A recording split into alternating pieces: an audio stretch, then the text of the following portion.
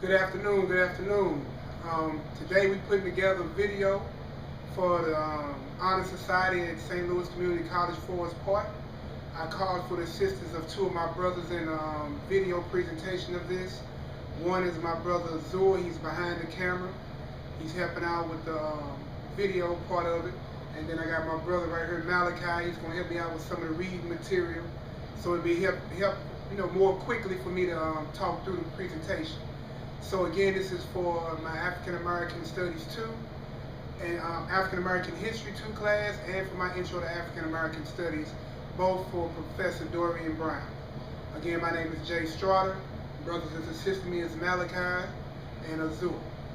And we want to read to you something real quick about the Copyright Act, but we're going to also give sites, a bibliography page for all the information that we use. Yeah. Right here, this is the Fair Use Act, or Fair Use definition.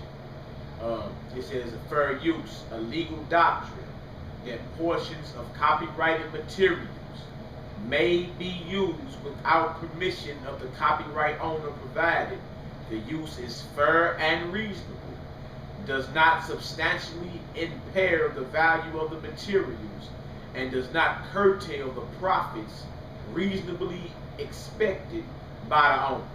So again, this is for free, not for profit, and not to digress from the material that's being presented. So let me give you a quick synopsis real quick of what this project is detailed. The focus of this project was show that the biblical people of antiquity in the Bible were African or Negroid in identity. Secondly, the evidence will search and point out where they are today, and will make the historical connection that the African Americans are the Biblical Israelites. So I think the first place to start would be definition of what Ham is, so we can understand who these dark people are and where they are. Ham, according to the Zondervan Dictionary, Zondervan Bible Compact Dictionary. You can order these online at any bookstore. Author is T. Alton Bryant. That's the author. No doubt. Ham, this is on page 213. It says Ham, the youngest son of Noah, born probably about 96 years before the flood, and one of 8 persons to live through the flood. He became the progenitor, meaning father, of the dark races. So Ham is the father of what race? The dark races. All right, continue. Not the Negro. Wait. So he's the father of the dark races, but not the Negro race. Not the Negroes, right? Okay, continue. But the Egyptians, Ethiopians, Libyans, and Canaanites. All right. So what we have, we basically can see that we're dealing with two groups of dark people. So we got people who say we're here under Hermetic exegesis, which is not correct. We're not Ham. All right, we just read that, and that Bible is that is used by most seminary schools and in most churches. Right here, this is an ancient table of the nations. This right here is called the Bible Atlas by Holman Quick Source. And this right here is a book of maps, biblical maps of the ancient world. And on page 94, it said that Ham was the son of Noah, born 96 years before the flood. If you know anything about history, after the scattering of the Tower of Babel that we read about in Genesis 11, the descendants of Noah's 3 sons scattered to their inheritance. In Ham's case, it was northeast Africa. Egypt, Ethiopia, which is ancient Cush. Egypt, Mizraim, or what the African brothers call today, Kemet. Libya, northern Africa, and then the ancient land of Canaan was right here. This is the land that they call Israel today. But if you notice, it's one solid landmass. Alright, so these are the sons of Ham. This is northeast Africa. This is the lands of Shem, Noah's oldest son. This is more like what they would call the Middle East today, but notice it's still one landmass. Solid landmass. And then Asia and parts of Europe, Japheth. So that's how the brothers settled after they got up off the ark. After the Tower of Babel and the scatter. Perfect. Brother, definitely appreciate that. And we make sure we're going to try to give you all the sources, all the books, all the maps that we can. Yeah. All right. Also, what I want to look at too, we're going to see that we're going to deal with Abraham because he was the first Hebrew, according to the Bible. But real quick, we're going to look into the Jewish Almanac, and we'll see that on page 3 of the Jewish Almanac, it tells us that, strictly speaking, it is incorrect to call an ancient Israelite a Jew, right, or a contemporary Jew an Israelite. All right, and that's in the 1980 Jewish Almanac. And the reason why is because those people converted to Judaism. Yeah. All right, but we'll discuss that further on in the video. Which is a religion that was never given by the Most High. Exactly. All right. Right here, we got next is Anacalypsis by Godfrey Higgins, who actually was a Freemason, actually. Lived during the 1700s. All right. Now, on the back of his book, he has an interesting quote. The bottom paragraph of it. It says, Are you ready? In consequence of prejudice, for it is really prejudice against the Negro, or I ought rather to say, against the possibility of a Negro character. I admit with great difficulty. You said he admit with what? Great difficulty. Okay. The theory of all the early astronomical knowledge of the Chaldees having been acquired or invented by his racer, and that the Chaldees were originally Negroes. Ooh. So it's telling you all the ancient astronomy and math and science and all that. The ancient land of Chaldea in Mesopotamia was known for that. Exactly. That whole area, that was the area Abraham was from. And let him know why he was called the Hebrew. The word Hebrew, originally, it means Hebrew, which means to cross over. Cross over. All right, and so this is what we're going to go into the Genesis account. And we're going to look at Genesis chapter 12. And the reason why we're taking this route, because one, we see that Ham is the progenitor of the dark races, but not the Negro. But then we see that Godfrey Higgins, which is a well-known, like you say, Mason, and he did historian. Yeah, exactly. That he did the work and showed that the Chaldeans were a Negro race of people. Yeah. So this lets us know who the very first patriarch was. Yeah. A Negro. Yeah. All right? Yes. A black man. Yeah. All right, so we're going to go into the Genesis account. We're going to see this. We're going to go to Genesis chapter 12, verse 1. The book of Genesis, chapter 12, verse 1. Now the Lord had said unto Abram, Get thee out of thy country, and from thy kindred, and from thy father's house, unto a land that I will show thee. And I will make of thee a great nation, and I will bless thee, and make thy name great. Thou shalt be a blessing, and I will bless them that bless thee, and curse him that curseth thee. And in thee shall all families of the earth be blessed. So again, we get a chance to see that Abraham was called out of the Chaldeans. But we didn't get the word yet, but we're going to give you Genesis 14 and 13 so we can start seeing it. Then we'll go to the New Testament so we can see it's one complete story. All right, so Abraham was called to come out. All right? To cross over. To cross over. That's what the word Hebrew means. Crossed over that Euphrates River. Exactly. You feel me? All right, Genesis 14, verse 13. And there came one that had escaped and told Abram the Hebrew. The who? The Hebrew. So Abraham was called the Hebrew. Yeah. He was the first. For he dwelt in the plain of Mamre, the Amorite, brother of Eshcol, which are Africans. And I was just going to say, Amorites are African people. Yeah. In the plain of Mamre, the Amorite, brother of Eshcol, and brother of Aner. And these were confederate with Abram. So Abraham had, our forefather Abraham had allies amongst Hamite or Hamitic brothers who you would call Africans today. They were all dark-skinned people.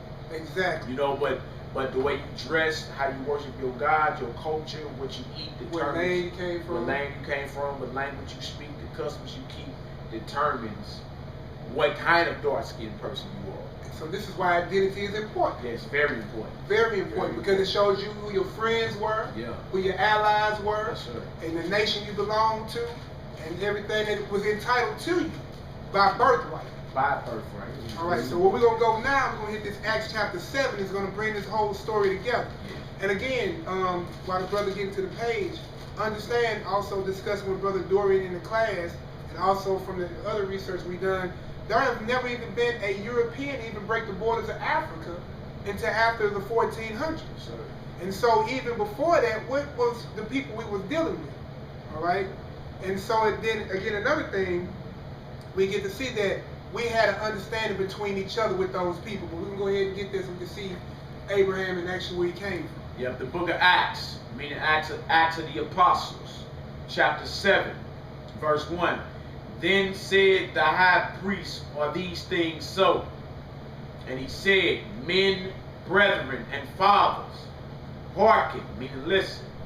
The God of glory appeared unto our father Abraham. So God appeared to who? Abraham. All right. When he was in Mesopotamia. Woo. Before he dwelt in Haran. And said unto him, get thee out of thy country. We just read that back in Genesis. And from thy kindred, and come into the land which I shall show thee. Then came he out of the land of the Chaldeans. So he came out of the land of what? The Chaldeans. And we read that in Genesis chapter 12, verse 1. Yep. So we just wanted to kind of give you the foundation that the patriarch, or the first Hebrew, the father of all the Hebrew nations, was a Negro, a black man, not related to Ham. Right. All right? And even Godfrey Higgins admitted, he said he admitted with great difficulty. With great difficulty. Godfrey Higgins actually was a so-called, we call a Caucasian today.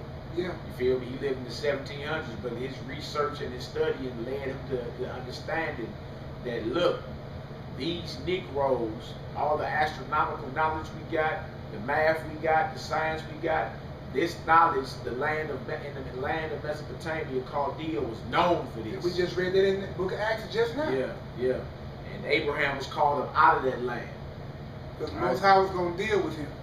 Yep. So verse 4. Then came he out of the land of the Chaldeans, and dwelt in Haran.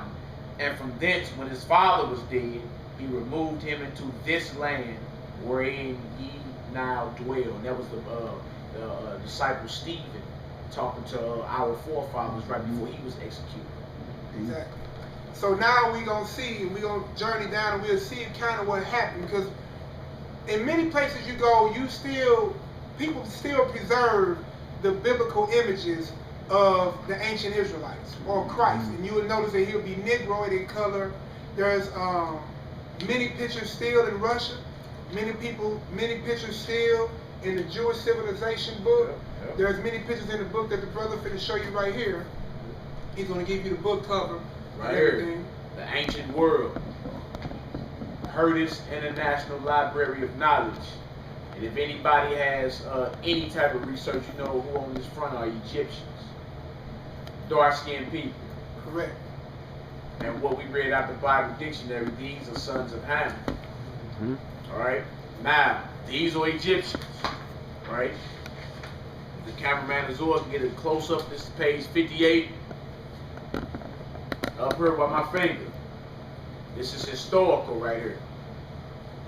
This is an ancient picture of what our forefathers, the Israelites, who are descendants of Abraham, Isaac, and Jacob. These are who you would call Jesus the Christ today. These are his ancestors. This is an ancient picture of what the Jews look like. Israelites. And when I say Jew, Jew in the Bible. Not Jewish. Not Jewish. Not Steven Spielberg or none of that. These are the ancestors of the Negro here in America. Scattered throughout the four corners of the earth. Alright? Now this right here, the caption says, top. A Syrian soldier drives Jews into captivity. Look at the locks and the nappy birds and all that. A Syrian soldier drives Jews into captivity. The Assyrians conquered Israel in the 8th century BC. Anybody know history? That's like 722 through 725 BC. The 10 northern tribes of Israel were took down by the Assyrians. Some Jews were deported, but the king of Assyria brought new settlers into the country who intermarried with the remaining Israelites. Again, one more close up on that. That top corner. That's a historical depiction of what Israelites look like. So it's impossible for a whole nation of people like this to leave looking like this and they come back looking like Steven Spielberg or, you know, whoever other than what they are supposed to look like. Exactly. And also we have another book. We was talking about out of the ancient Egypt. Me and brother Brown, Professor Brown, had discussed about Gerald Massey. Gerald Massey also goes on record and says that the dignity is so ancient that the insignia of Pharaoh evidently belonged to a time when Egyptians were nothing but the girdle of the Negroid. And that's on page 251. Now understand that makes more sense when you look at the Genesis 42 account and when you follow, we'll give them Joseph real quick. Genesis 42, 1:8. Yeah. The book of Genesis, chapter 42, verse 8. You can probably hit 3 real quick. Okay. Kind of hit 3 so we see, you know, Joseph. Okay. Want me to hit 1? Go ahead. Okay. Genesis 42, verse 1. Now when Jacob saw that there was corn in Egypt, Jacob said unto his sons, Why do ye look one upon another? And he said, Behold, I have heard that there is corn in Egypt. Get you down thither and buy for us from thence, that we may live and not die. And this was during the famine. So we understand the story of Joseph. He had interpreted Pharaoh's dreams.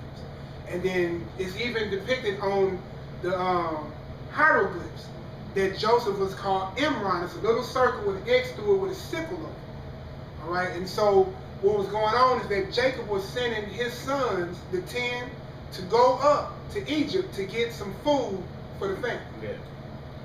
Go ahead, continue, but I apologize. No, verse 3. And Joseph's 10 brethren went down to buy corn in Egypt. But Benjamin, Joseph's brother Jacob, sent not with his brethren, for he said, Lest peradventure mischief befall him. And the sons of Israel came to buy corn among those that came. The sons of who? Israel. Ooh. Came to buy corn among those that came, for the famine was in the land of Canaan. And Joseph was the governor over the land. He was called Imran. He was the governor, correct. And he it was that sold to all the people of the land. And Joseph's brethren came and bowed down themselves before him with their faces to the earth. So his brothers walked up to him and bowed down to him. All right. And Joseph saw his brethren, and he knew them. So Joseph knew his brothers, but we're going to find something out. But made himself strange unto them, and spake roughly unto them. And he said unto them, Whence come ye? And they said, From the land of Canaan to buy food. So we know the land of Canaan is what? Is where Israel is. Yeah, it's where Israel is. All right. Which is one solid landmass with the continent of Africa. Yeah, Called connected Crown. to Africa. Yeah. And Joseph, verse 8.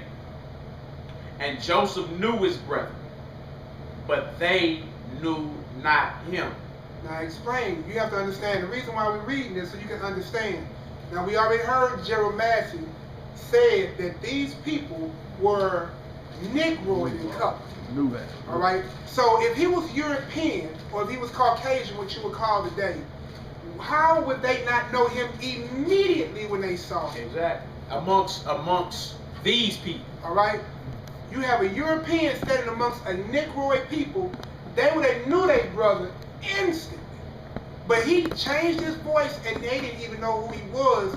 That's how much he looked just like those Negroid people. Yeah, the Egyptians, showing you that the sons of Shem and the sons of Ham, you feel me, are dark-skinned people. You got Egyptians who are descendants of Ham, and you got the descendants of Abraham who are descendants of Shem, and they can't even tell each other apart.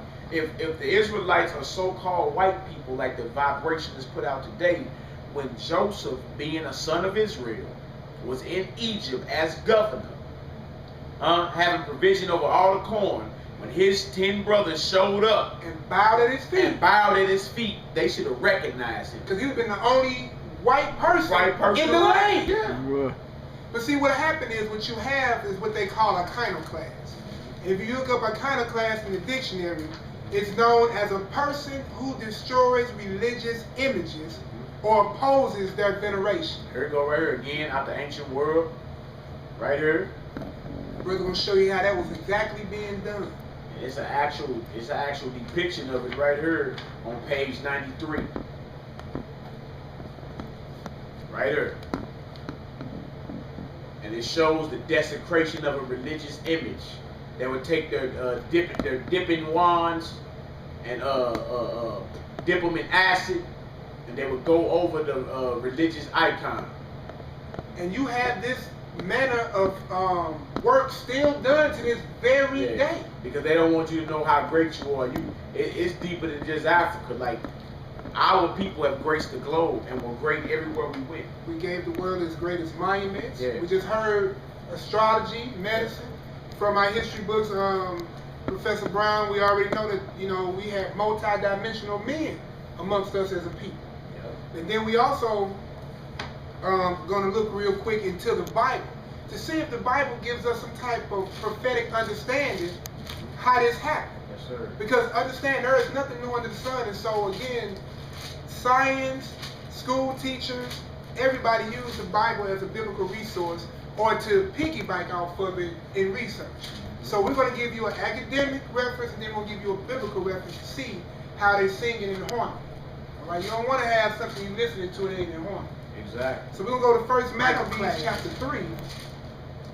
All right, so we're going to go into 1 Maccabees chapter 3, verse 48, and see how this iconoclast was prophesied in the Bible. Yeah. 1 Maccabees chapter 3. And Maccabees is in the Apocrypha, which is part of the 1611 King James Bible. All you gotta do is do a little research and you'll see the Apocrypha was part of the Bible. He authorized this, right? This is 1 Maccabees chapter 3, verse 48. And laid open the book of the law. So he opened up this book. Wherein the heathen had sought to paint the likeness of their images. Ooh, so do you understand what happened? So like what you have right now, what most people have in their houses now is a Eurocentric Jesus Christ. Yeah. All right? Yeah. And see if I got my history book. We had a Eurocentric Jesus Christ. And in that Eurocentric Jesus Christ, that's a picture of Caesar's Borgias. Yeah. All right? I'm going to let the brother explain that real quick. I'm going to find you another picture from my African American history book from last semester, African American History 1. Where they had a picture of Christ in the Congo, and he was Negroid. Ooh, serious. This right here is the second witness. Look, I didn't have to go that far. Yeah, go ahead. Go ahead. See right here? This is a picture of Christ. How they viewed him then. Sure is, boy. Got him crucified, flat Congo, Democratic Republic. Right. This is how they picture Christ then. The crucifixion plaque shown here carved out of ivory. That's the type of work we did. Great works, carved in ivory, showing how Christ looked in the Congo. They discovered this in 1874. This picture of Christ. Straight bro. And he had that beard. Notice Hebrews, we didn't cut our beard. Yeah. That's how a lot of nations knew who you were based on how you dressed. We talked about that earlier. And the manner, like we wore beard and locks. Yeah. Which some call today dreadlocks, unfortunately. Right. Job 9:24. The earth is given into the hand of the wicked. The earth is given to who? Into the hand of the wicked. Who controls Africa now? Who has colonized the whole continent? Who right now that we have to answer to at this point? He covereth the faces of the judges thereof. If not, where and who is he? Exactly. So that's what happened. What happened was during the Renaissance, which means the rebirth, who you would call so-called Caucasians start desecrating all the images that our people had set up. You know what I'm saying? Because it's a well-known fact in the ancient world, and even back east to this very day, that the children of Israel are dark-skinned people, that Christ was dark-skinned. You feel me? And the Most High himself, all the ancient depictions, woolly hair, dark skin, voice of many waters, angels, all that, man. Daniel 7 and 9 to be exact. And we're not pumping idolatry or telling brothers to put up images, but the fact of the matter is, the Bible prophesied about a time coming where people will be covering the faces of the real judges of the earth. The top judge is the Most High, in honor of his son. You see that? And then it says, "Know ye not that the saints gonna judge the world?" The saints are those who went into covenant with the Lord by sacrifice. According to the Bible, those are the children of Israel. So how did they cover up the faces of the judges of the earth? What they do, they whitewashed all the images. So now when you should hear brothers say that we are Judeans or we're Hebrew Israelites, or we'll say we rock with Christ, you think Caucasian.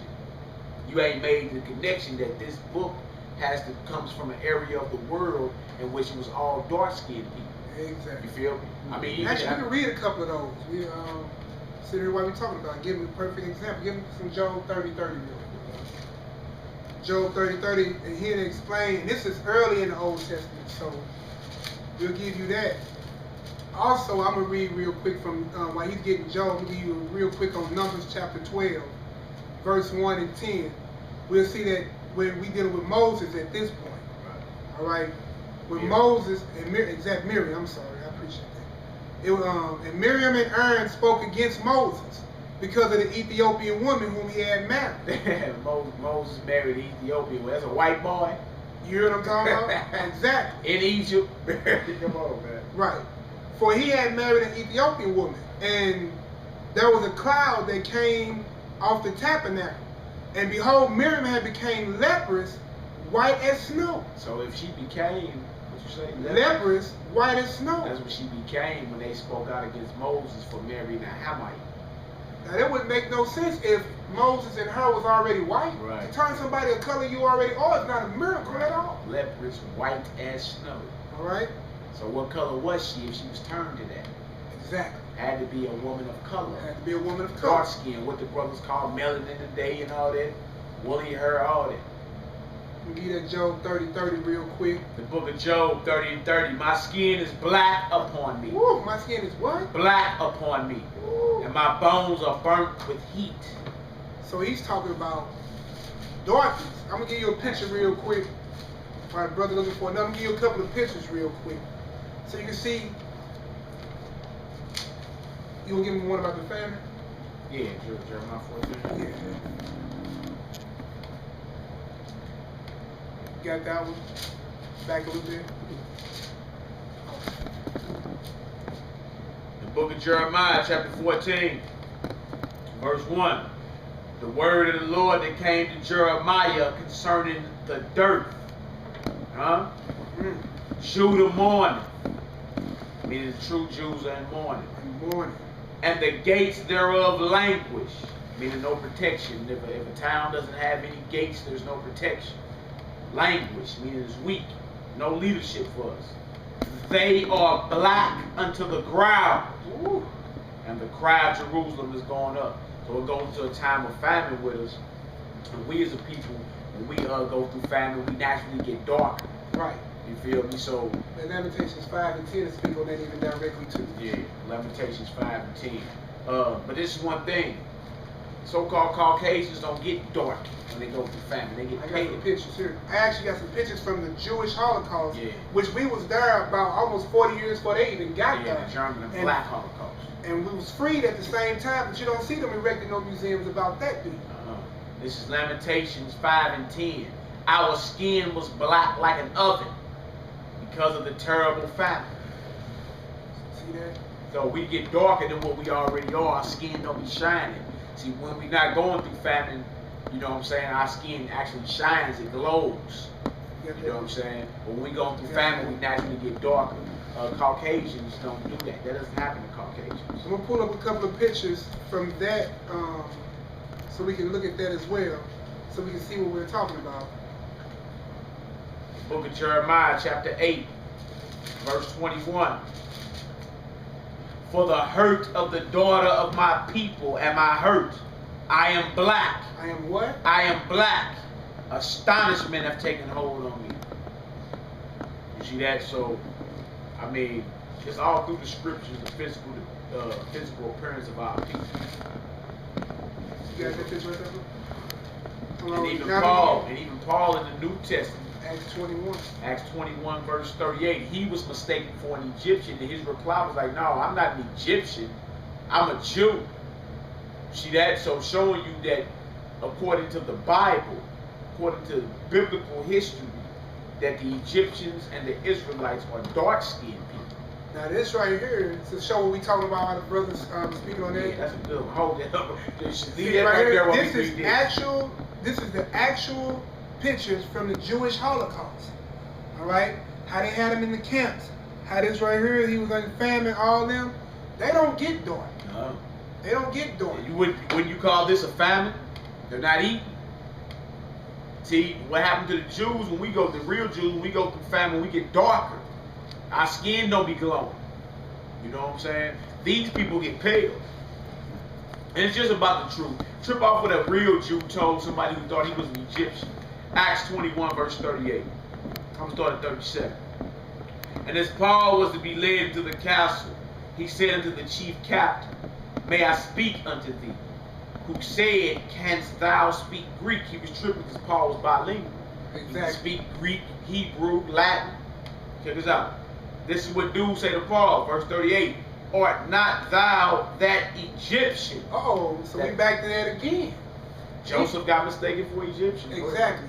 Moses, all of them. All these people, Moses grew up in Pharaoh's place as his grandson. Now that would not have worked. Right.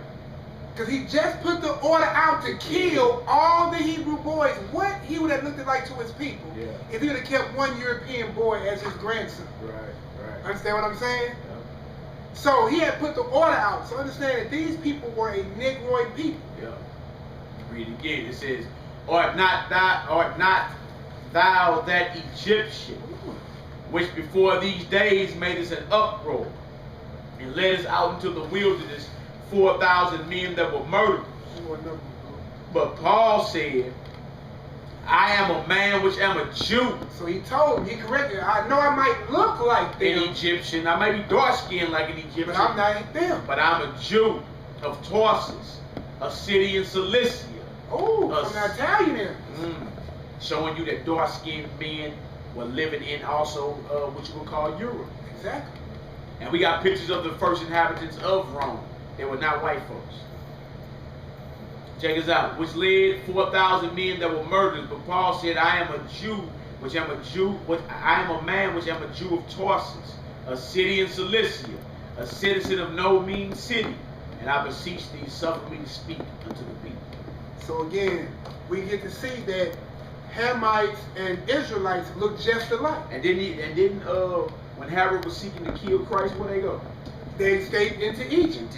Now, if Christ was blind-eyed, or that European picture you see of Caesar Borgia, he would have ran into Egypt. He can hide among these people. He would have got caught instantly. But we're going to go through a little bit more, and we're going to see the exile of Israel. Yeah. Actually, matter of fact, I'm going to read that right now out of the Encyclopedia of African Encyclopedia. Okay. I had it at the college, but I couldn't bring it home, but I did do a screen print. So it says right here, dealing with the Ethiopian Jews. It says, the East African nation of Ethiopia has been the home to a Jewish community for many centuries. All right? It says, outside of sometime called the Ethiopian Jews Phoenicia, which means moved or gone into exile. Exile. Right? Exile.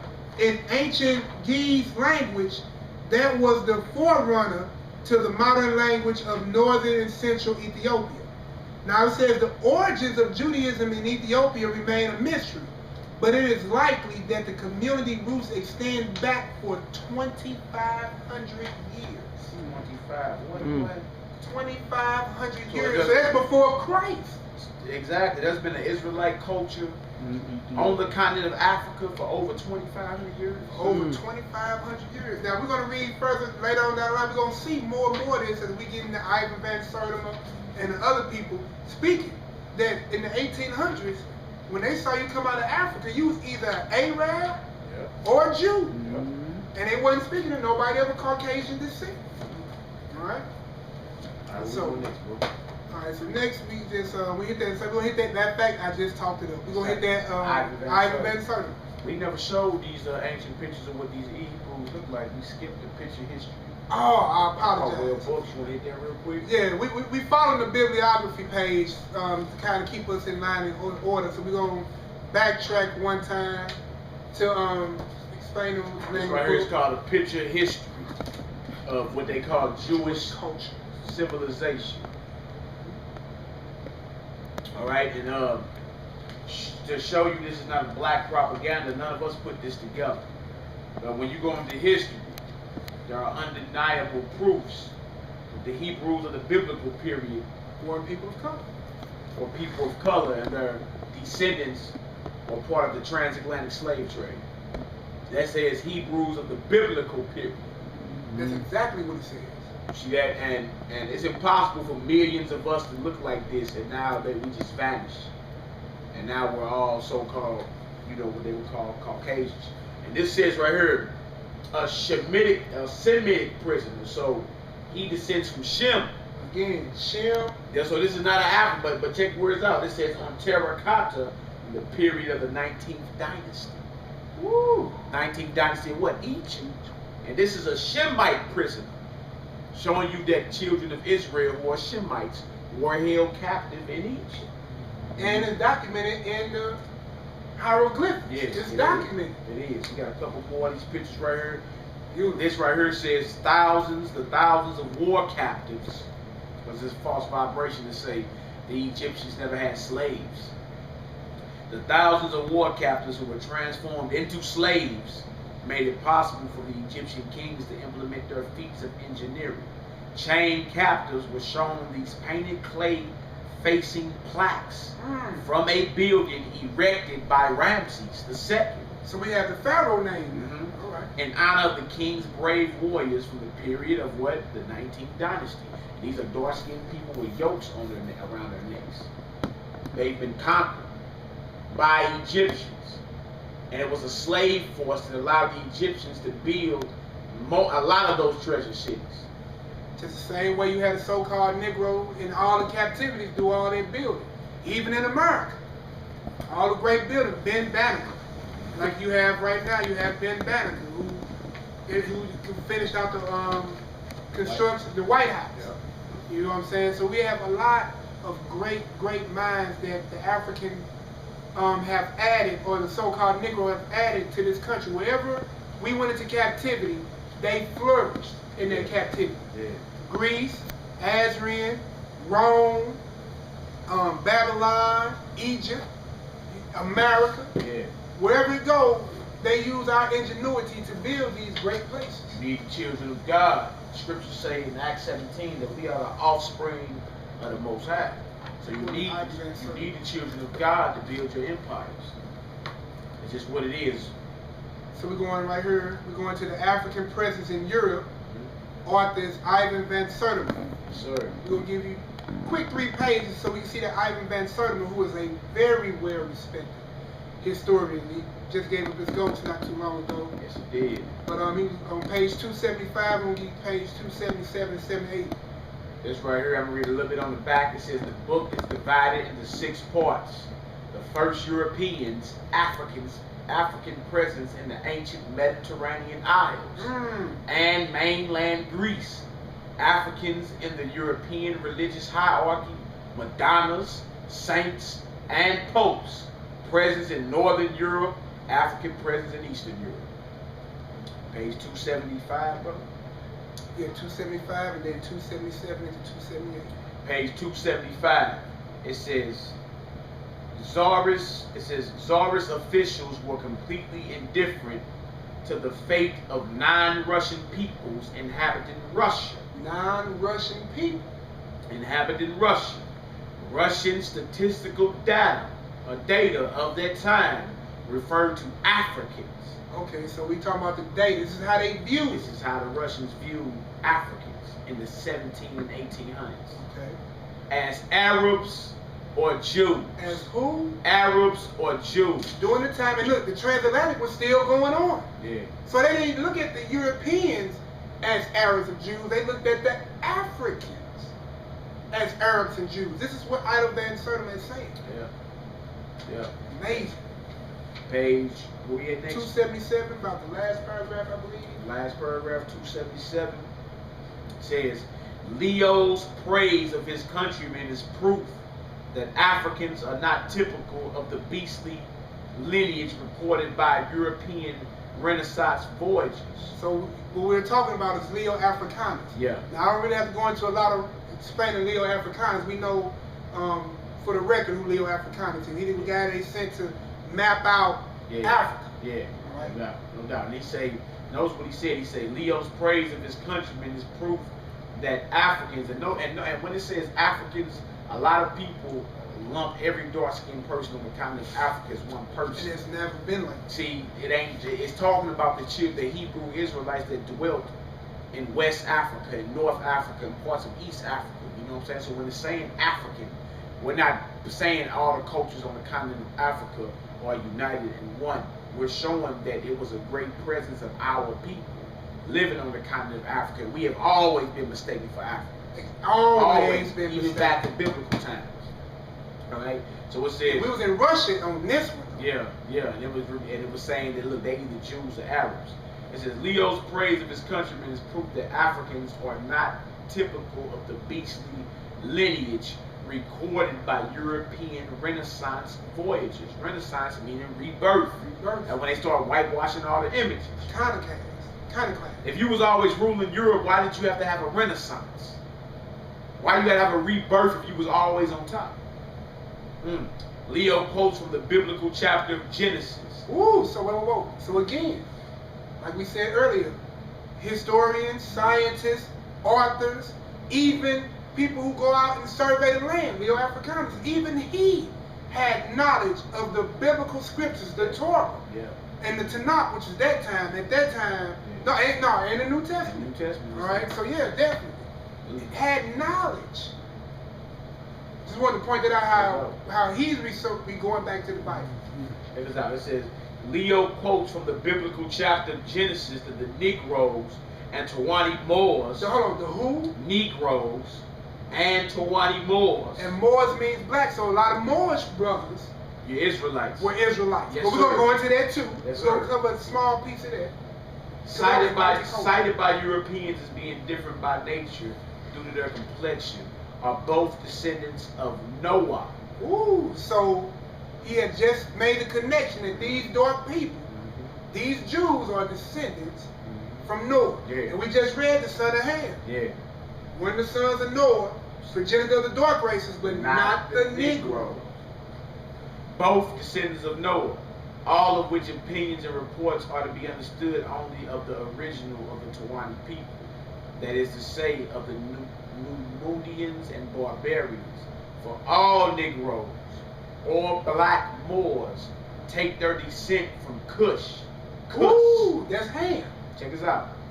It says, for all Negroes or black Moors take their descent from Cush. Oh, okay, so he said Shem. Cush, the son of Sham. Which is Shem.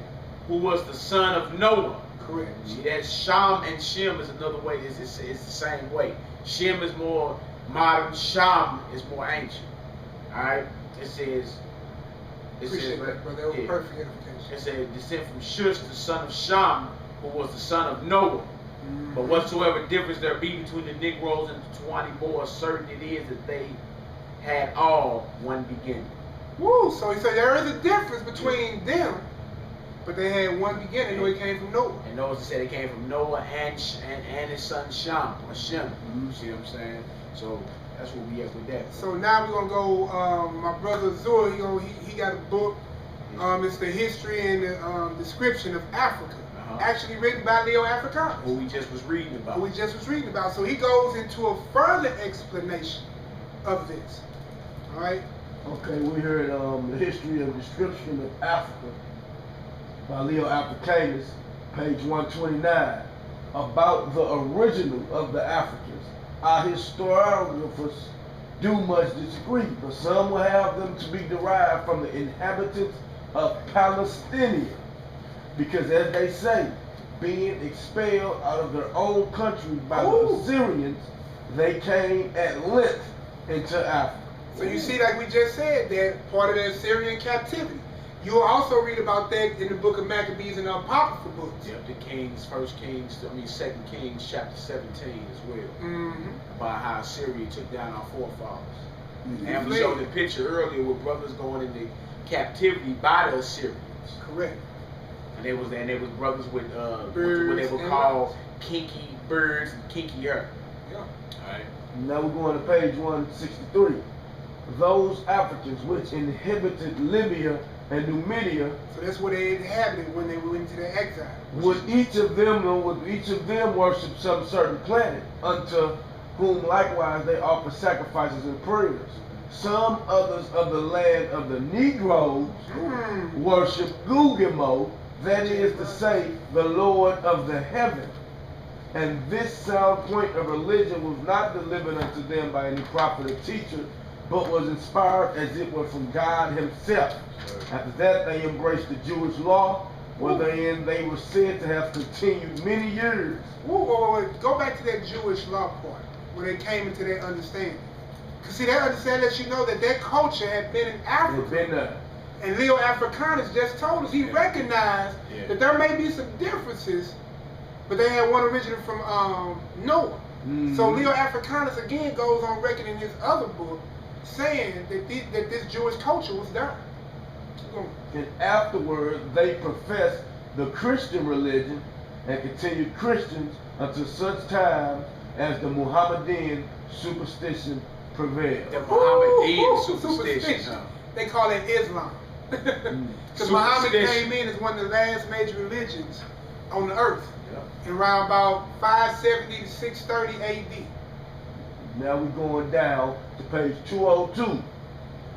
Jews are undoubtedly among the oldest of the foreign colonists of North Africa. What did Leo Africanus just say? That Jews are what? Are undoubtedly among the oldest of the foreign colonists of North Africa. Showing you that we've been staying on the continent of Africa The whole time. And they said we the oldest foreign, feel me? Because where we came from, you feel me, on down into what you know is the continent of Africa. Our forefather Abraham came from Mesopotamia.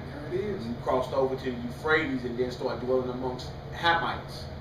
Feel me? His seed went down into Egypt, served for, was down there for over 430 years, and then came up out of captivity. You got some more reading that rule that is. Ancient tombstones buried under the sand are said to exist in Sus. And a late rabbi, Mordecai al-Syria Aki, believed that he had found in Dagratus an ancient Jewish colony. To this day, they are found living among Arabs and Berber tribes. Whoa. To this day. That was in the late 1800s. And we just heard though not speaking any language except that of their neighbors. Wow. So they just blended in and spoke those native languages. I'm showing you, man, the world been lying, man. The faces of the judges have been covered. Exactly, but we just read the biblical prophecy of that. Yeah. Showing you that the Bible is inspired by the heavenly Appreciate creator. that, brother, for that reading. All right here, y'all. This is the history, not the history, the Columbia History of the World by John A. Garrity and Peter Gay. Page 289, Jews in the Arab world, and page 291 shows how they successfully converted us. You feel me? Because and that was that Mohammedanism superstition that came. Prevailed. Because and when you look, even in my history book from my last semester, which I showed a few times, it talks about those great fights that they had. While he's reading, I'm going to look it up real quick. The Battle of the Trenches, the Battle of Khyber, the Battle of Banu, Khalid, all of those. Yeah, they got to get you to get up off your God before they can conquer you. You feel me? And that's what happened. Page 289, chapter 25, the Jews in the Arab world. The Jewish experience under Islam began with massacre and expulsion from the northern half of the Arabian Peninsula. The Pact of Umar, although historically questionable, nevertheless reflected the prevailing attitude of Muslim rulers and jurists. Infidels, meaning unbelievers to what they talking about, deserve protection only at the price of displaying marked subservience to Muslims and their faith. The persecution and humiliation endured by the Jews of Almahid, North Africa, 1147 to 1276. Come on. This man. is even before Leo Africanus went and did his thing. Man, before the slave trade and all that, man. Mhm. You know, these are dark-skinned people right here. And Zaidi Yemen, 1165 and after, were unmatched in their brutality by any Christian state prior to the anti-Semitic excess of 19th century Tsarist Russia. That's it for that one. And then page 291. Page 291. As a tolerated people of Scripture, trip off that. As a tolerated people of Scripture, the Jews of Babylonia, like their Christian neighbors, were classified as a protected minority to be governed directly by an exarch from their own ranks. Besides keeping the peace of the Jewish community, this prince was to be accountable for the regular collection of the poll tax and other special tributes imposed by the Muslims on all the conquered peoples. So we was even a minority then because we had been doing all that scattering, reduced our numbers. No doubt. Definition of a coup, according to me, because that's what happened.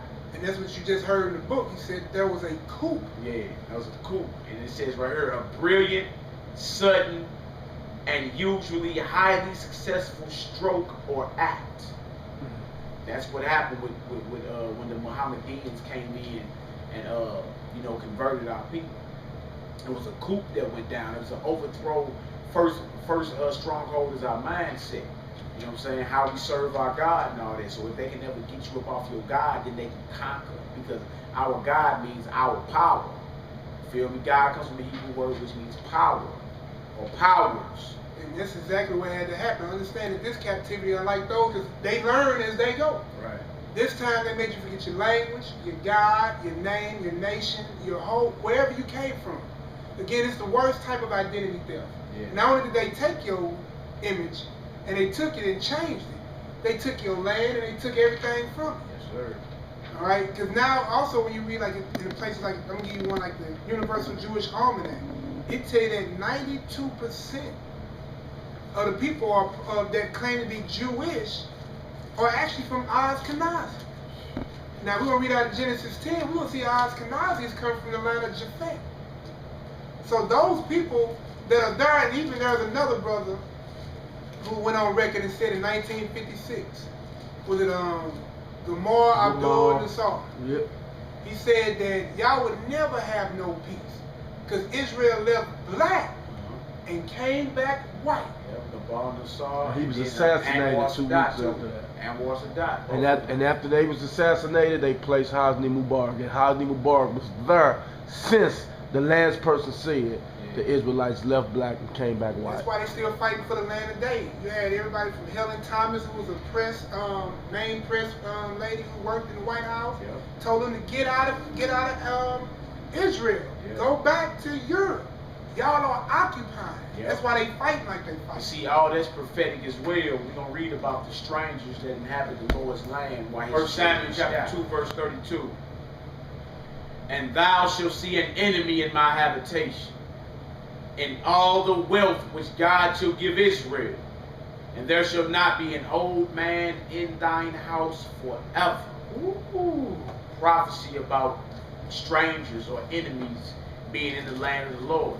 Check out there in Zechariah 9 and 6 as well. The book of Zechariah, chapter 9, verse 6. So it's prophetic that the true children of the promise will be scattered into their enemies' lands, and God's enemy will be in his land. And the reason we were scattered is because we picked up these other ideologies and philosophies and got away from our God, our power. And that's why. This rules everything. Zechariah 9, verse 6. And a bastard shall dwell in Ashdod. Who? A bastard. And a bastard shall dwell in Ashdod. And that's in Israel today. That exact city that he's talking about. So that you know that those people are considered bastards to the Lord. And a bastard shall dwell in Ashdod, and I will cut off the pride of the Philistines. And let's move forward into the New Testament. Revelation. Notice that Revelation is a revelation of who the world calls Jesus Christ. Correct. It's just one thing. The people who claim they are Jews don't even believe in Christ, the greatest Jew to ever grace the planet. But to trip off what he say about them, this is prophetic. Revelation 2:9. I know thy works, and tribulation, and poverty. Thou art rich. That's Christ talking to us, saying he know the hell we catch in the tribulation, how poor we are, our poverty. But guess what? We're rich because we're the most spiritually rich people on the planet. The kingdom of heaven is to us. But thou art rich. Check this. And I know the blasphemy, which means a damnable lie. And I know the blasphemy of them which say they are Jews. Ooh. And are not. And are what? Are not. But are the synagogue, meaning chief house of Satan. Trip off that. So Christ say, he's prophesying that he know the lie of those claiming they his people, they are not. But they are the house of Satan. Because understand, and make no mistake about it, these people that come up out of Khazaria, the Caucasus Mountains, before they was in Mount Seir, but after they took over the Caucasus Mountains, in the lands of Japheth and all that, make no mistake about it, they're on record as being called the serpent people. They are called the serpent people in history.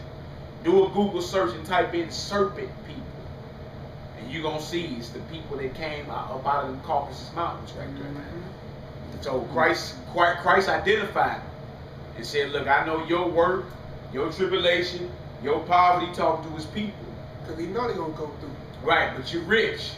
And I know the blasphemy of them which say they are Jews and are not, but are the synagogue of Satan. And there was no such thing as basically what you call a Caucasian Jew to the 8th century AD. The only family that on record, if you check the files of Josephus, the only Edomites that converted to what you would call the Torah and the Tanakh was Herod and his family. Other than that, they kicked everybody out of other Edomites out of Mount Seir. They had to get down and lay down. And that's how Herod the Edomite was on the throne of Jerusalem when Christ was born. Exactly. Rome gave it to him, man, but you got to go back into the history, into the book of the Maccabees and find out what happened. All right, this is Revelation 3:9. That's another witness. Revelation 3:9. Behold, I will make them of the synagogue of Satan, which say they are Jews and are not. And are what? And are not, but do lie. Behold, I will make them to come and worship before thy feet, and to know that I have loved thee. Now, I'm going to go into let me see that invention of the Jewish people. I'm going to let this brother hold so you can get a snapshot. This is a guy who is a current professor at Tel Aviv University and a historian. His name is Shlomo Sain. He's a Jewish man, all right? He's a Jewish-born man in Israel, or Israeli. Israeli. All right? Israelites, what I call it sometimes. Yeah. I'm not going to be, demeaning to nobody. I'm going to go in here and read you what he wrote on record real quick. It says right here, it says by arguing that the Jews have never been genetically or otherwise a people. Those people that claim they are Jews, he said they have never been genetically or otherwise a people. Deuteronomy 32:21 say the Lord was going to provoke us to jealousy by those who are not a people. Yeah, exactly. Those who are not a people. This is one of those not a people telling you that they are not a people. Trip off that. Now here we go right here. It says much needed exercise in dismantling of nationalist historical myth. Ooh. All right. Now look what he says. I'm gonna read the back of it real quick. It says that the historical tour, the invention of the Jewish people, offers a groundbreaking account of Jewish and Israeli history, exploding the myth that there was a forced Jewish exile in the 1st century at the hands of the Romans. Israeli historian Shlomo Sain argues that most modern Jews descended from converts. Converts. And I know the blasphemy of them which say they are Jews and are not. And I just gave you out of the Jewish encyclopedia in 2 places. To say ancient Israelite is a Jew is incorrect. It's incorrect. It is. And then it said that most of those people converted in the 8th century. They did. All right? And that 92% of them are Ashkenazi or Khazars. You've been lied to. You've been lied to. You are the chosen people of God. Shouldn't even be that hard to tell. Right We'll here, read this letter. we got this article from a chief rabbi in the state of Israel, confirmed Ebos as Ephraim. Ephraim being one of the sons of Joseph, a tribe by the Israel. So they're saying that the Ebo tribe, which is found in West Africa. Ooh, hold on. That's in the history books too. We finna get it real quick. They are saying that an Israelite culture has been found on the west coast of Africa. Where you Negroes picked up from? Where was the slave coast at? I'm gonna bring this over to My next. Huh? Where was the slave coast at? Where was we picked up at? West coast of Africa. We're gonna do a quick zoom, y'all. See if we can get it. I might be in the light source, but we'll see the Igbo people we finna read about now. You can hold that, bro. I might ask you to read that bottom part that's highlighted right there, since you got the book in your hand.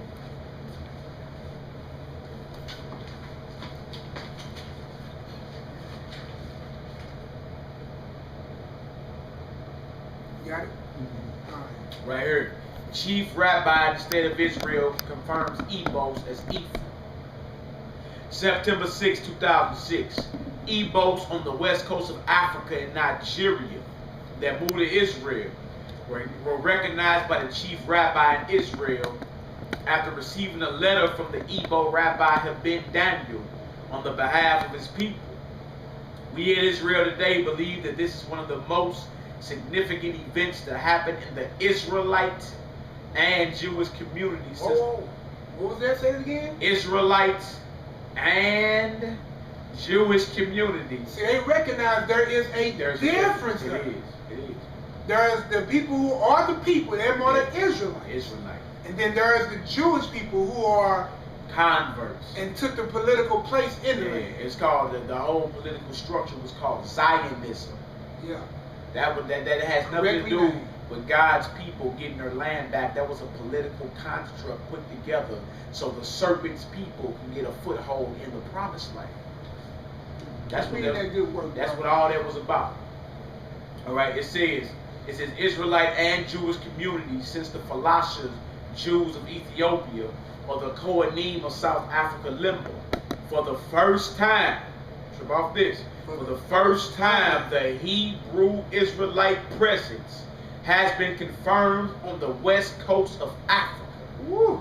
At the time that the Hebrew community became aware of the Falashas in 1836 by Martin R. Delaney, most Hebrews adopted the name Ethiopian as a part of their organization's titles, although there were no direct connection between them and the Ethiopian community. And we just read that in there about the Jews or the Falashas, meaning exile, out there in encyclopedia.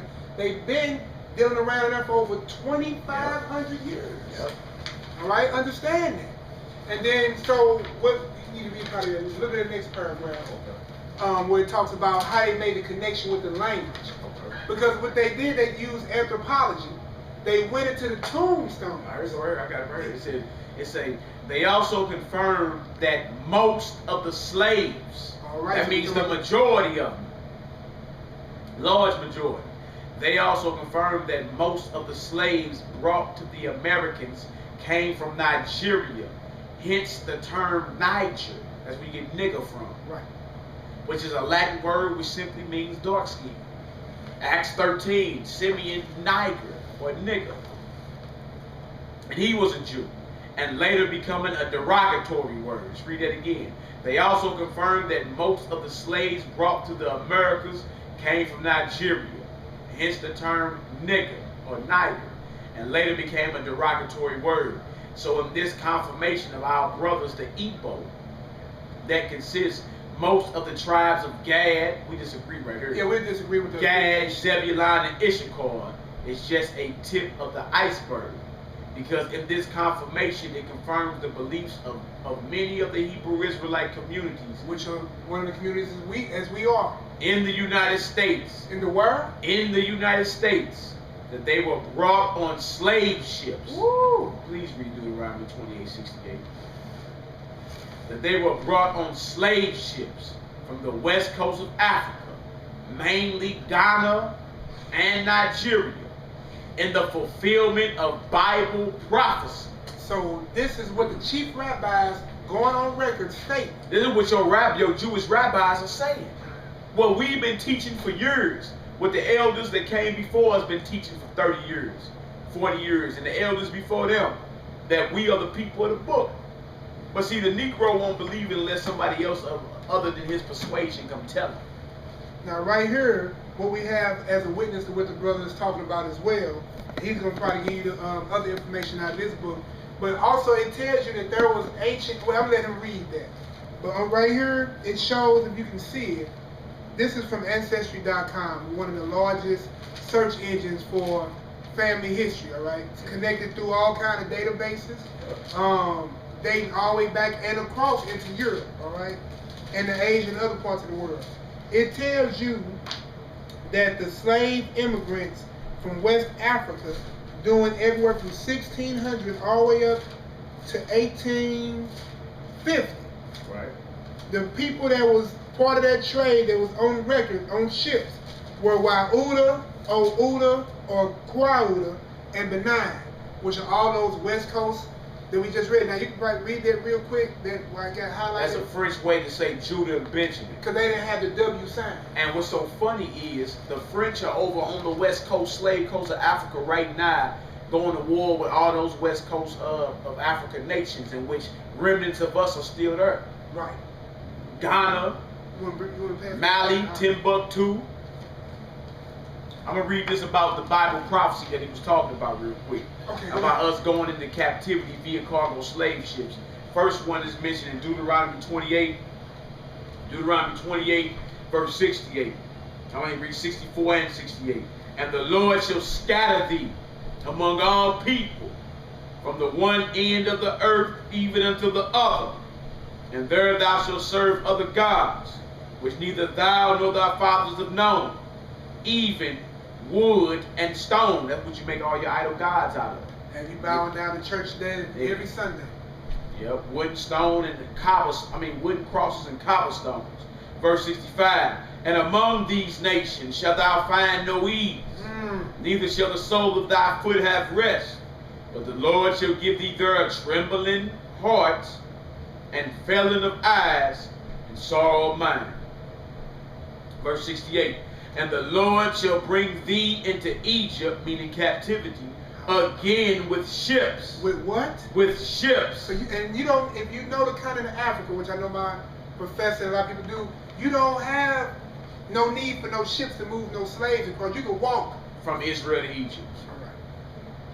So he's talking about another captivity, but this captivity will have to be taking ships to this captivity.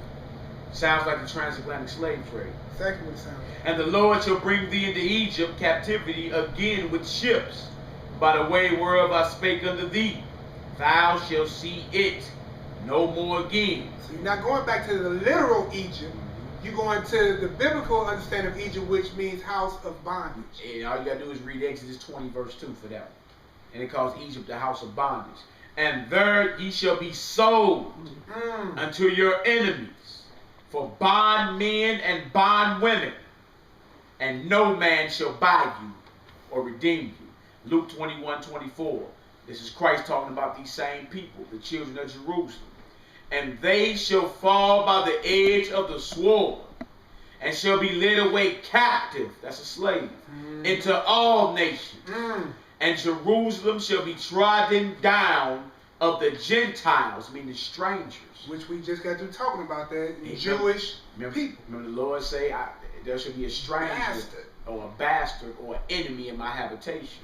Christ saying the same thing right here. And Jerusalem shall be trodden down of the Gentiles, until the times of the Gentiles be fulfilled. Now right here, we're going to take a quick look. We'll see right here. Read just a little bit further to this document, and then you got those page numbers. 11 shows that slave ad, which you just read. Yeah. You put that up while I read this. And then I'm going to get to that writing too. Those that said you should be sold unto your enemies, for bondmen and bondwomen. Slaves. Read that insert when you get a chance after you get to the zone. Bondmen and bondwomen. The name of this book right here is called Ebos, which includes over 25% African American. Hebrew exiles from Israel. The majority of us was taken right off this slave coast of this west coast right here. And that's what the chief rabbis had confirmed. The chief rabbi confirmed it. This bro right here confirmed it himself. Now, being an Igbo himself. All right. Go ahead and read that insert real quick. 11. That's that right here. Right here. This is right here. This is what they used to do. You know, to sell us. An ad to be sold. Auction. All right. To be sold on board the ship Bansi Island on Tuesday, the 6th of May. Next at Abley Ferry is a choice cargo of about 150 fine, Hebrews. Just arrived from the Windward and Rice Company.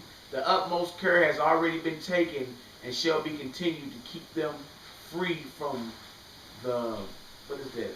Lice and all this stuff. Lice, danger of being infected with the smallpox, no boat having been on board, and all other communication with people from the Charlie Town prevented.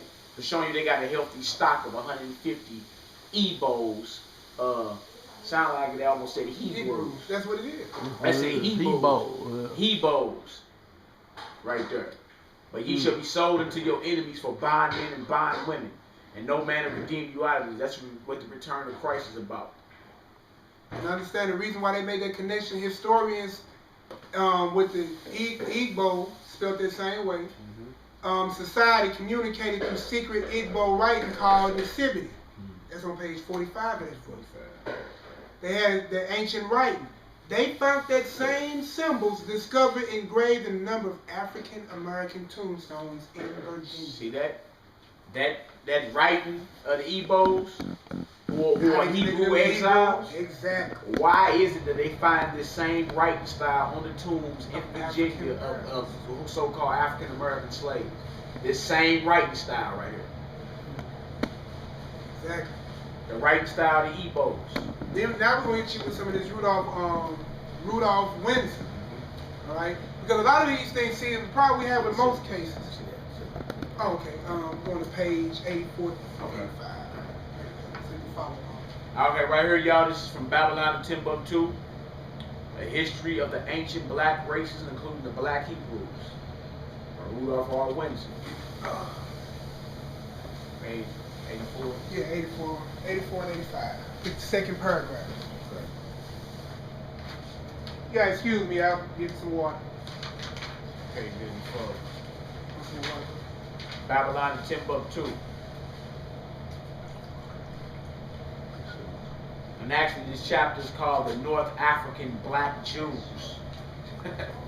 Page 84. It's going to show how the prophecy that Christ said we was going to fall by the edge of the sword and be led away captive in all nations.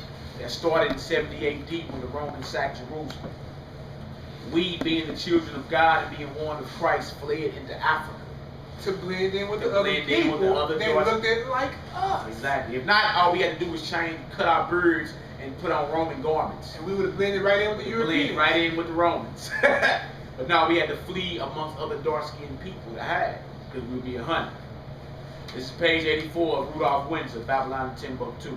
It says, in the year 65 BC, the Roman armies under General Pompey captured Jerusalem. So this is historical record. Yeah. And you can find this anywhere. And Professor, you are a historian major, so. Yeah. Y'all look up General Pompey when he captured Jerusalem, and it link it up, 65 BC. In 70 AD, General Vespasian, look him up, and his son Titus put an end to the Jew state with great slaughter. Great slaughter. I mean, it was hunting us. During the period of the military governors of Palestine, many outrages and atrocities were committed against the residue of the people. Ooh, so getting hung, nailed to crosses, raped, castrated, the same thing that went down in slavery here. We was catching that same hell in our land under the Romans. And this is during the period when Christ was born. During the period from Pompey to Julius, it has been estimated that over 1 million Jews fled into Africa.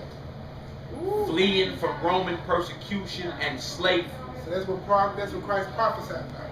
The slave markets were full of black Jew slaves. And y'all, that's 1 million families right there. That ain't just 1 million individuals, that's 1 million families that fled into Africa before the fall of Jerusalem in 70 AD. So the ancestors of these same families were picked up and rounded up as slaves on the slave coast. Correct. And we have the migration chart from Jerusalem to the slave coast to show. Go ahead and grab it. Go ahead and grab it now. Go ahead and show it. This right here is Hebrewisms of West Africa. From Nile to Niger with the Jews. By Joseph J. Williams. And on the back, on page 325 of this, it gives an actual migration chart. One of the routes that we took, leaving up out of Jerusalem, and how we ended right up on that Gold Coast with the brother read earlier, Wauda and Benin. This is the exact coast in which slave merchants call the slave coast. At Fort Judah. Now this is Jerusalem up here. And we went from Jerusalem down through the east coast of Africa, all the way over to the west coast of Africa. And we were picked up. At. We kind of jumped the gun on that one, but I couldn't help it. Yeah, on topic. Rolling with the spirit. And it says from Nile to the Niger with the Jews, from East Africa to West Africa. We all know the Nile River is in Egypt. The Niger River is in West Africa. Correct. Why they call you nigga? And understand the Abraham covenant will cover from the Nile all the way to the Euphrates. Yep. The last man's out the book that the brother showed you earlier in the beginning of this video series. So right now we're gonna hear that J.A. Rogers with that nature Nature knows no color line. Thank you. Nature knows no color line. J.A. Rogers. I have a page. Page 1, I think it's page 112. So it was going into Sorry about this, everybody, small pause. I didn't have this page number written down in the bibliography page, as I did the others. There you go, right here. We got it. I'll pray to the Most High. Page 122. J.A. Rogers, Nature Knows No Color Line. This brother lived in the early 1900s. This is a black queen of England on the front. Her name was Charlotte Sophia. You got history on that too, showing how black folks ruled Europe during what you call the Dark Ages. Correct. All right. Now this is page 122. And it's also going to a lot of history, like how black Jews was running Europe and all that. But right here, it says, as was already said, the ancient Jews who left Egypt must have been quite Negroid. Woo! Back to that again? Then we read, we showed the pictures and all that. And so Joseph understand again when his brothers came to see him, didn't even recognize him. If he was European, he would have been noticed instant. Yeah. It said it must have been quite Negroid. After mating with Egyptians and Ethiopians for centuries, they were probably even originally Negroid. Abraham, according to the Bible, came from Ur of the Chaldees. Oh, there it is again. Yeah. Not even a biblical source this time. So that's Godfrey Higgins and this brother. J.A. Rogers, who lived during 200 years apart. Saying the same thing. Abraham, according to the Bible, came from Ur of the Chaldees. Chaldea was the seat of Sumerian civilization, which was long considered to be white Aryan, but it was Negroid. Says spearing in the childhood of art. The discovery, he says, was very disconcerting to literary historians. They ain't like to hear the truth.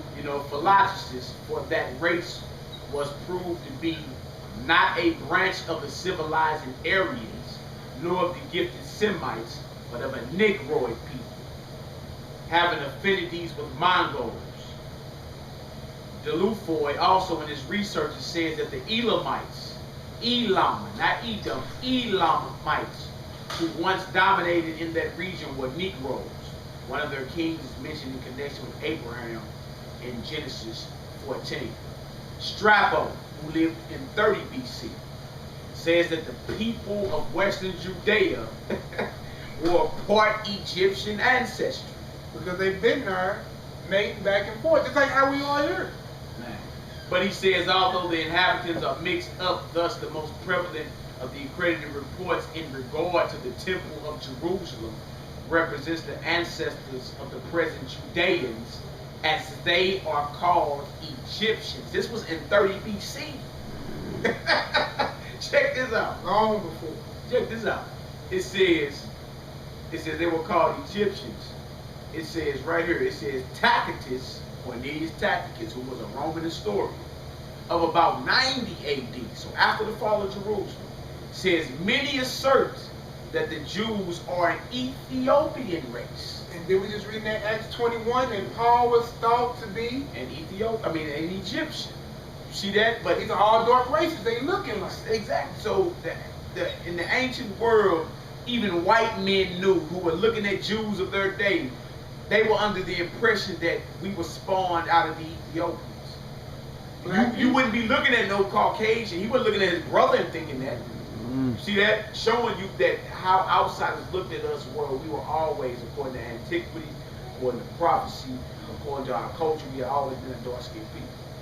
And that's even according to their historians. Alright? It says, for Romans to have taken them for Ethiopians is clear indication of their color, since the Ethiopians were definitely black to the Romans. There it is. That, what you just said was verified. Yep. Now look, I'm gonna run real quick back into this. We got some maps though. Did I miss a point?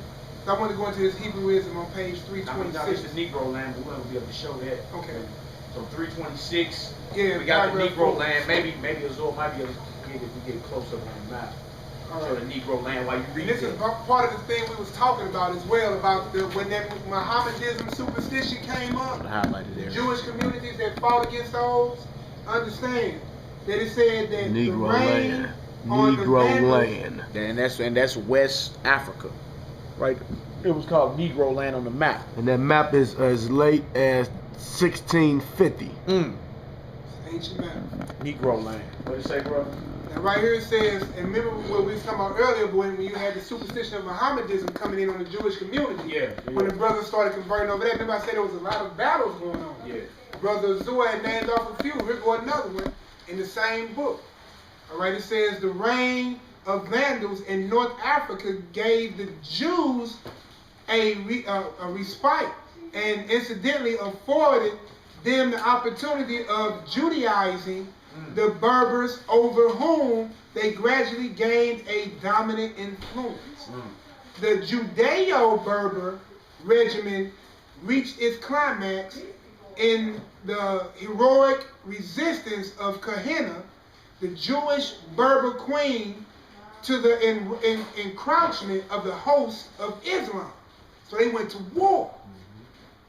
While many Jewish tribes in course of time embraced Mohammedanism, at least externally. Others preserved their faith by treating deep threat. What is that? Treating deep into the desert and possibly into Negro land. What? Negro land itself. This may explain in part how the Jews early became the chief merchants of the Sahara, and then connected link between the Negro nations of the South and all great commercial centers in the Mediterranean coast. This right here is from Babylon Timbuktu, page 87, the Black Jewish Empire of Ghana. A lot of you brothers talk pump Ghana, and you don't even know the history behind it. Hebrew Israelites, actually Ghana is a Hebrew word, which means war chief. Alright, right here, the Black, this page 87, Babylon Timbuktu, by Rudolph Winson. We almost done. We at the very end, y'all. So be patient with us who's watching the video. No doubt. We got up to 20 kilos. Okay. It says, the ancient Black Empire of Ghana was established in the Western Sudan. During the colonial period, the Western Sudan was called French West Africa. That's why it was called Wauda and Benai and Ouda. Those are French ways to say Judah and Benjamin. All right. The northern boundary of this region is the Sahara Desert. Rudolph Windsor, A History of the Ancient Black Races, including the Black Hebrews. All right. Page 87, the Black Jewish Empire of Ghana. The ancient Black Empire of Ghana was established in the Western Sudan during the colonial period. The Western Sudan was called French West Africa. French what? West Africa. And if you look today, they tell you if you want to be able to survive over there in Africa, because of the colonization, you have to learn how to speak English and French. Yep. Where is the African language? Where did it disappear to? The northern boundary of this region is the Sahara Desert. The western and southern border is Lake Chad. Some rivers of this region are the Senegal, the Gambia, the Volta, the Benue, the Lagoon, and last but not least is the famous Niger River. This river flows from the Guiana highlands northeast to the famous cities of Timbuktu and Gao. Then it makes a sharp turn and flows southeast toward the city of Benin in Nigeria. That's one of the spots you was talking about. Exactly. In the ancient times, the Carthaginians from North Africa penetrated the Sahara Desert and the Western Sudan during the 2nd and 3rd centuries BC. When North and Eastern Africa had amassed over a million Jews. Read that again. When North and Eastern Africa had amassed over a million Jews, these Jews began a continuous migration to the region of the Niger River. We just showed the map. We just showed it. Showed the map. According to the researches of Nahum Slouch, the tradition of the Jewish traders in the Sahara stretches back to biblical time. So here go another author, as Leo Africanus, as Godfrey Higgins. Yep. Remember, I'm talking about that in my conclusion. Yeah. Slouch continues, and it is not at all surprising to encounter in every part of the desert traces and even survivals of a primitive, ancient Judaism, which at one time played an important role in the whole region of the Sahara, from Senegal to the very borders of Somaliland. As I have mentioned earlier, this region that extends across the entire width of Africa below the Sahara Desert, from Senegal to Somaliland, is known as the Sudan or Black Africa. Between the 2nd and 3rd centuries, the black Jews of Arabia continued migrating across the Red Sea to Ethiopia. The largest exodus of the Jews occurred during the persecution by the Arabs, led by Muhammad. He had said on his dying bed that he wanted Islam to be supreme throughout all of Arabia. At the same time that the Jews were migrating westward across the Sudan from Ethiopia, they also migrated southward from Libya, Tunisia, Algeria, and Morocco, for you Moors, to the fertile region between the Senegal and Niger rivers. When they noticed the spot they called where they picked us up was fertile. So the slave coast was fertile. Alright? When the Jews from the north and east met between these two rivers, they established a confluence or crossroad in the West Africa, where men could exchange their culture, ideas, and merchandise. These Jewish migrations went on with great frequency about 300 AD. And they continued with the utmost regularity for 1,200 years. So that's even before the transatlantic, showing how they was putting the Israelites and after down. Columbus. Columbus 1492, you talking about 300, put 12 on it, that's 1,500. Puts us right there where Right we there about to around start. that time. Yeah, because you still had the Abyssinian kingdom and all of those kingdoms were still existing. 1492, when all the black Jews got kicked out of Spain. 1492, when the fake Jesus, the white image of Jesus that you got up, Cesare Borgia, That's when his the father Moorish took the Empire throne. fell, too. 1492. Because the other one was Spain, King Ferdinand and Isabella. That was 1492. Yep. Just so happened the same year Columbus set sail for America. Yeah. All three events. Columbus set sail for America. The black Jews who was running Spain, who was known as Moors, fell. Right? And then what else happened? And then the same year the Pope and them took the seat. Yeah, and there was other kingdoms that we was in that fell in 1492 as well in Africa. Yeah, because, you know, the Moorish kingdom was multicultural. It was not so much as a nation like, you know, like, say, like Abraham and like that. They was multicultural. All together. Yeah. But all that was going on at that time, man. It all was falling apart. And that's actually what happened to Africa as a whole when you start letting, colonization sit in, you start letting people come in there and divide y'all, divide us like that, to the fact, when you removed all the Israelites and all the people into captivity during the transatlantic, which was the largest, you weakened Africa as a whole, to the fact that's why the Europeans were able to come in and then at that point take over. Yeah. Because you removed everything out of it. And the reason why it's not as what some people call advanced or technological as today, because you removed all of the great minds of history out of there.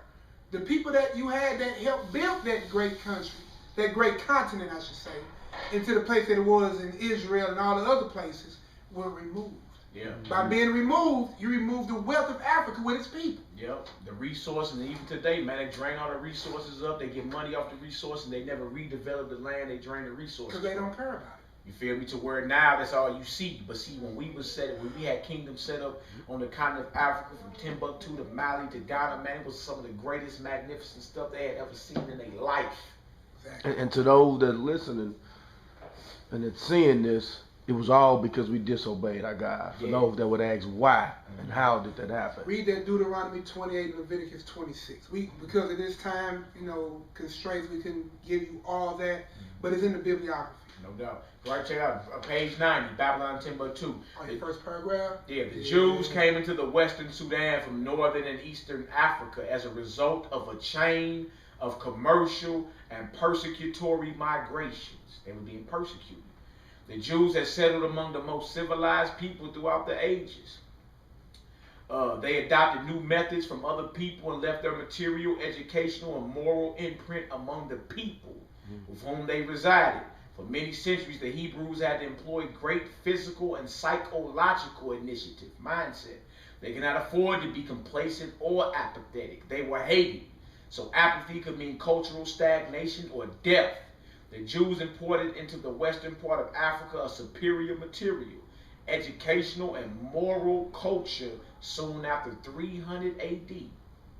And this cultural advancement was not duplicated or exceeded until the ascendancy of the Mohammedan leader Mansa Musa of Mali in 1312 AD. But we see the Hebrews was converted into Islam. We saw it. We just Mansa Musa was a Hebrew. If you look at any ancient pictures of him, he got on a plain garment, he bearded out, and he got a crown on his head. That ain't no regular African.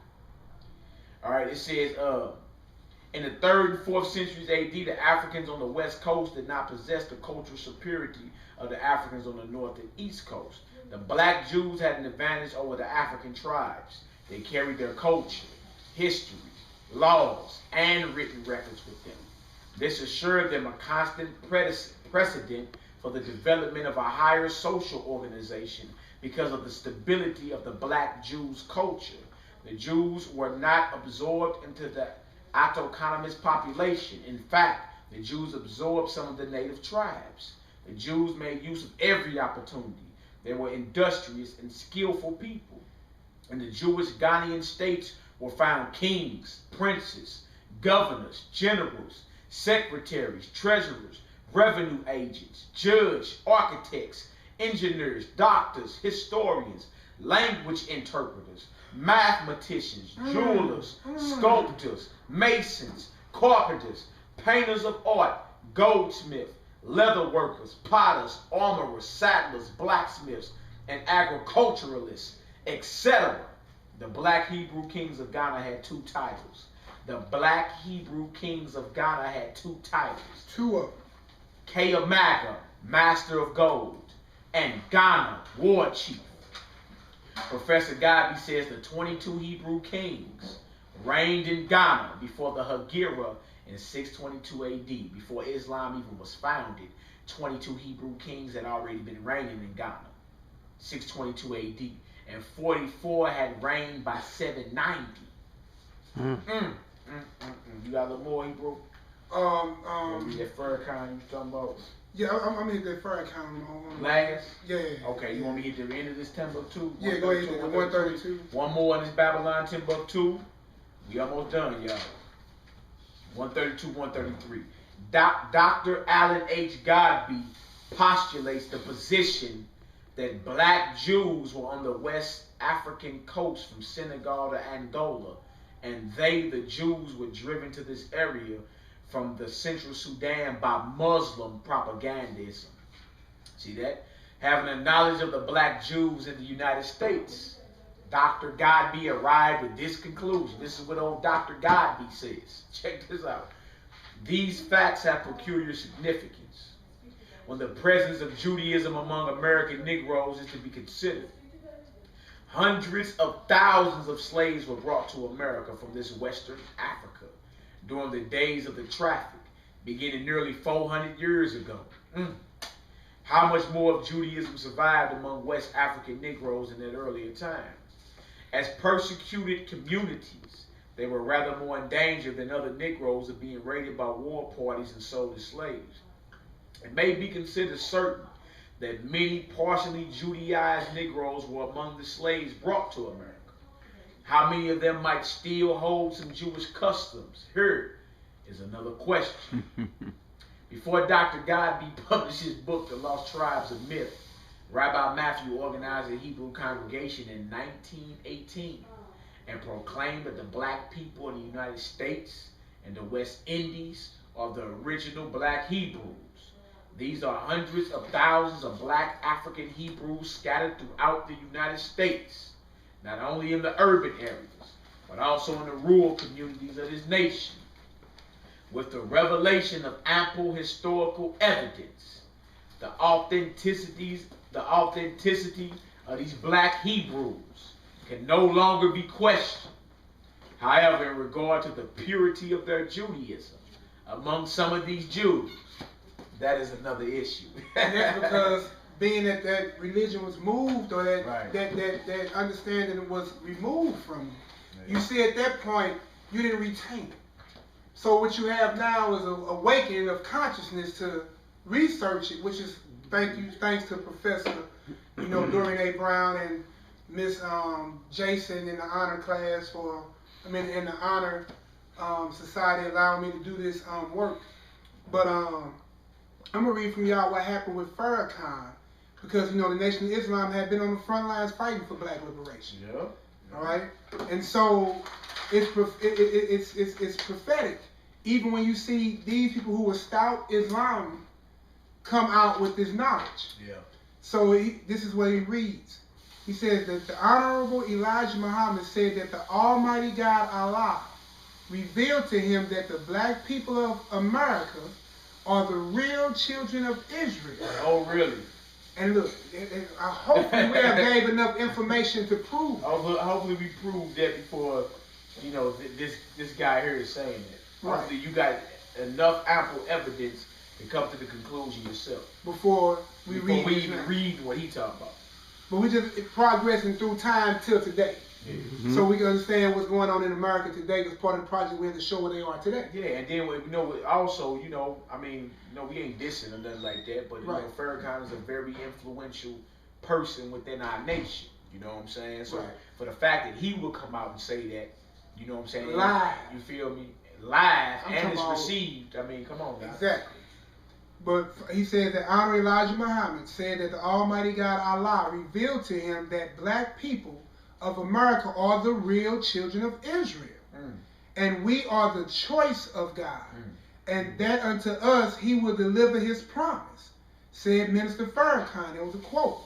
The question says that somebody has usurped our position. Somebody has usurped our position. Or we call it a coup. The coup, yeah. And what would the Messiah say? Those that say they are Jews and are not.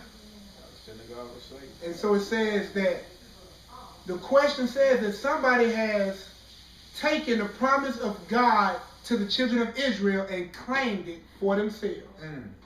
He said, blacks in America are God's people, not those who inhabit the land in Palestine. Flat out.